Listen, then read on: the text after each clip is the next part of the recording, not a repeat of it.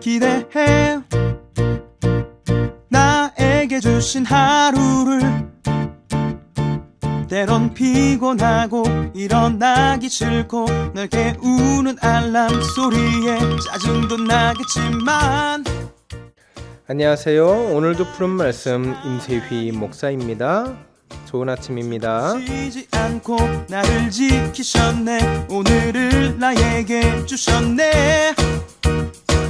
새 말씀 안에 주가 주신 사랑과 은혜와 능력. 오늘 하나님께서 우리에게 주시는 말씀 이사야 20장 4절부터 6절까지 말씀 함께 보도록 하겠습니다. 이와 같이 애굽의 포로와 구스에 사로잡힌 자가 아수르 왕에게 끌려갈 때에 젊은 자나 늙은 자가 다 벗은 몸과 벗은 발로 볼기까지 드러내어 애굽의 수치를 보이리니 그들이 바라던 구스와 자랑하던 애굽으로 말미암아 그들이 놀라고 부끄러워할 것이라.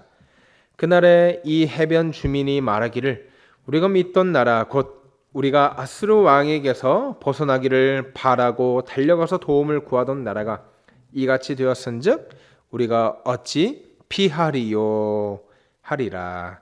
아멘. 아멘. 성경이 인간에 대해서 묘사를 할 때 끊임없이 어떻게 묘사하냐면 하나님을 밀어내고 하나님을 싫어하고 자신의 안녕과 안위를 위해서 살아가는 이기적인 존재로 우리 인간을 묘사합니다. 그러니까 쓰면 뱉고 달면 삼킨다는 말처럼 하나님이 필요할 때만 하나님께 도움을 구하고 또 필요 없다고 생각되면 언제든지 하나님을 떠나고 배신할 수 있는 존재, 그것이 성경이 말하는 인간이다. 여러분, 오늘 본문에서도요 인간의 그러한 천박한 이 본성이 나타납니다. 우리가 이전에 살펴보았을 때 이 북이스라엘하고 아람이라는 나라하고 연합군을 형성해 가지고 남유다를 공격해 오죠. 공격해 올 때에 남유다가 하나님 도와주십시오. 저기 북이스라엘과 아람이란 나라가 연합군을 형성해서 저희 나라를 공격하려고 합니다. 하나님 도와주십시오. 이렇게 기도하고 간구하는 것이 아니라 어디를 끌어들입니까? 아수르라는 나라를 끌어들인단 말이에요. 그래서 아수르를 의지하고 아수르로부터 우리나라를 지켜줄 것을 요청을 합니다.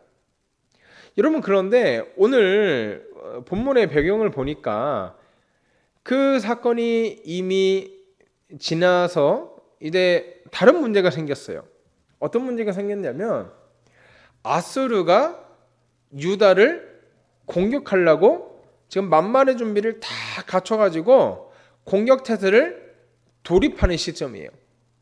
자, 여러분, 의지했던 아수르가 지금 태도가 돌변해서 유다를 공격하려고 하고 있어요. 그러면 이 사람들이 진작에 깨달았어야 되는 게 뭐냐면 우리가 의지하던 아수르, 하나님이 아닌 다른 무언가를 의지하는 것이 부작용이 있을 수밖에 없구나. 우리의 영원한 피할 길은 오직 아수르가 아닌 여호와 하나님이구나. 이거를 인정했어야 돼요. 그것을 배웠어야 돼요. 그리고 그렇게 매달렸어야 맞는 거죠. 하지만 이 유다 백성이 또 똑같은 실수를 저지릅니다. 어떤 실수를 저지르냐면 아수르가 침공에 들어올 때에 하나님을 의지하고 하나님께 도움을 구한 것이 아니라 그 당시 아수르보다 잘 나가고 아수르보다 힘이 있었던 애굽과 구스라는 나라에 찰싹 붙어버려요. 그러니까 남유다를 보면 이 국제 정세 돌아가는 거에 좀 이렇게 빠삭하고 현명했던 것 같고 이 힘의 논리를 잘 꿰뚫고 있었던 것 같아요. 이 당시 구스와 애굽이라는 나라가 이제 어떤 나라냐면 이집트와 에티오피아인데요. 이 당시에 아수르보다도 더 국력이 세고, 그러니까 이집트와 에티오피아 하면 이 국제 정세에서 방귀 꽤나 끼는 나라가 이 에티오피아하고 이집트였어요. 그러니까 전쟁을 하면은 아수르한테 진다는 게 이 당시에 이 사람들의 생각으로는 도무지 상상조차 못할 일이었죠. 그런데 결과가 어떻게 돼요? 아수르가 이집트와 구스를 박살내는 사건이 일어나요. 오늘 20장은 그 맥락에서 하나님께서 이사야를 통해서 예언한 말씀이에요. 3절 한번 보십시오.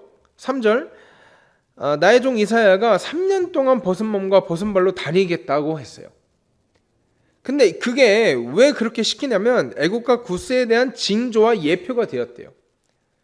이 당시 사람들이요, 말로 해도 알아듣지를 못하고 도무지 이해를 못하니까 하나님께서 종종 선지자들을 통해서 이제 퍼포먼스를 하게 해요. 그러니까 이사야가 거의 옷도 못 입고 맨발로 홀라당 벗고 3년 동안 돌아다닌단 말이에요. 그걸 보면서 하나님께서 뭘 느끼길 원하셨냐면, 니들이 그렇게 의지하던 애굽과 구스가 저 모양 저 꼴이 되어가지고 수치를 당할 것이다. 니네 잘 알아둬라. 니네가 의지할 것은 애굽과 구스가 아니라 오직 나 여호와다. 이것을 알기를 원하셨던 거예요. 그래서 뭐라고 합니까? 5절에는 이렇게 말하고 있어요. 그들이 바라던 구스, 그리고 자랑하던 애굽으로 말미암아 그들이 놀라고 부끄러워할 것이다. 무슨 말입니까? 야야야 봐라. 니들이 그렇게 자랑하던 백, 니들이 그렇게 자랑하던 비빌 언덕, 그거 지금 어딨냐? 다 망했지 않느냐? 지금 이 말을 하고 있는 거예요. 그리고 6절에 또 뭐라고 합니까? 그날의 해변 주민이 말하기를 우리가 믿던 나라, 애국과 구스를 얘기하는 거죠. 우리가 믿던 나라, 그 나라가 어떤 나라인가 봤더니 아수르 왕에게 벗어나기를 바라여서 달려가서 도움을 구했던 나라. 그러니까 믿는 구석이 철석같이 있었던 거예요. 아수르 군대가 아무리 쳐들어온다고 할지라도 믿는 구석이 철석같이 있었다는 거죠. 왜요? 애국과 구스에게 도움을 요청하면 아수르쯤이야 문제가 되지 않아. 박살 내줄 거야. 우리 뒤에는 애국과 구스가 있으니까 쫄지마. 쫄 거 하나도 없어. 이렇게 자신 만만해 있었다는 거죠. 그런데 결과는 어떻게 돼요? 아수르 군대에 의해서 애국과 구스가 박살나는 기적이 일어나게 된 거죠.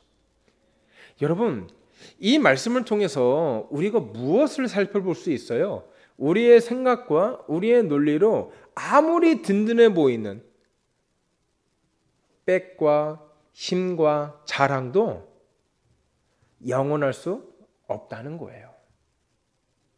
여러분 반드시 기억하십시오. 예수 그리스도와 복음 외에는 이 세상에 영원한 것은 단 한 개도 존재하지가 않습니다. 돈도 영원하지 않습니다. 권력도 영원하지 않습니다. 부유함과 건강도 영원하지 않아요. 오직 무엇이 영원합니까? 오직 예수 그리스도와 복음만이 영원하다는 거예요. 그러므로 여러분, 우리가 정말 의지하고 우리가 정말 기대해야 할 것은 뭐냐면 돈도 아니고 백도 아니고 인맥도 아니고 사람도 아니고 오직 여호와 하나님인 줄 믿습니다.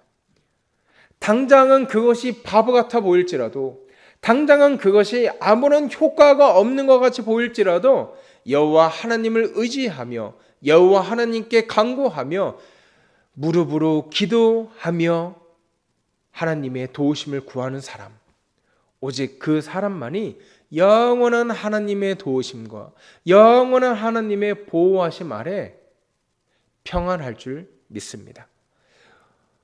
오늘 우리가 또 하루 살아가면서 다른 것들 의지하지 않고 썩어 없어질 것들 의지하지 않고 영원한 하나님 나라, 영원한 예수 그리스도, 영원한 복음을 위해서 살아가며 또 그것들만 의지하며 또 오늘 하루를 승리하며 살아가는 우리 부르는 사랑의 교회 성도들 다 되기를 주의 이름으로 소원합니다. 코로나19를 위한 부르는 사랑의 교회 기도 제목입니다. 우리 이제 몇 달간 온라인 예배로 드리면서 저도 성도분들이 많이 보고 싶은데요.